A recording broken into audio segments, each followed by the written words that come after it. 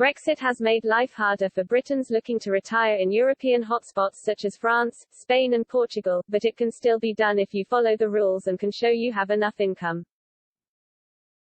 From January 1, 2021, British citizens became third-country nationals, and cannot spend no more than 90 days in any 180-day period in any country within the EU's border-free Schengen area. For stays longer than 90 days, either for holidays or residency, you need to apply for a visa, said Jason Porter, director of specialist expat financial advisors Blevins Franks. If planning to stay for 12 months and beyond, Britons will generally require a residency permit. You can get these from the relevant consulate in the UK, he said. To secure a visa or residency permit in an EU country, Brits have to show they are financially independent. The local authorities will want to make sure you have enough income to see you through retirement, and won't end up falling back on the state.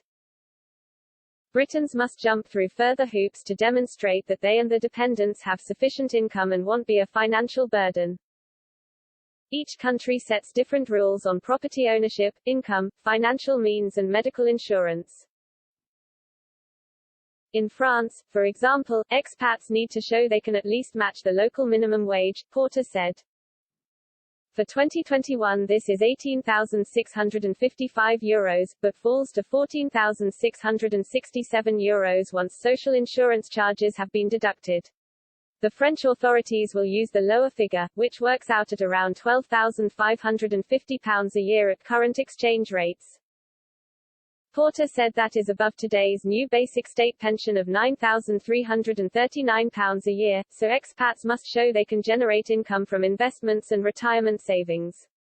A couple with two state pensions should be okay, he said. Portugal also demands Brits have enough income to match its national minimum wage, currently €7,980, £6,838 a year, for an individual and €11,970, £10,250, for a couple. Rules are tougher in retirement hotspot Spain, though, where single people need £23,578 a year and couples £29,473. You must show you have general wealth, such as cash at the bank, or other savings and investments which can be readily liquidated, Porter said. UK citizens who move to the EU can no longer access free NHS healthcare on visits, except in emergencies. This applies even if they are state pensioners and made national insurance contributions for decades, because NHS access is based on residence. You may have to buy travel insurance, which includes health cover, for visits to the UK, Porter added.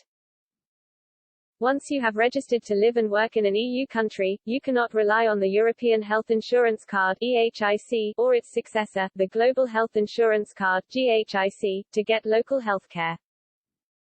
Expats getting a UK state pension can apply for state healthcare in their chosen country using Form S1, Porter said.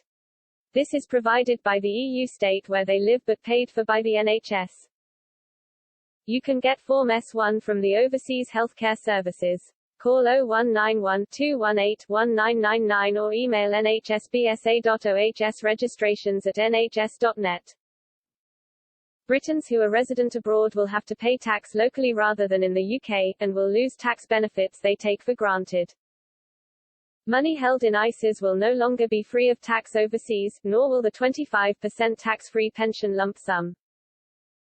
Local capital gains tax and inheritance tax rules are also different, and in some cases may be more punitive than in the UK.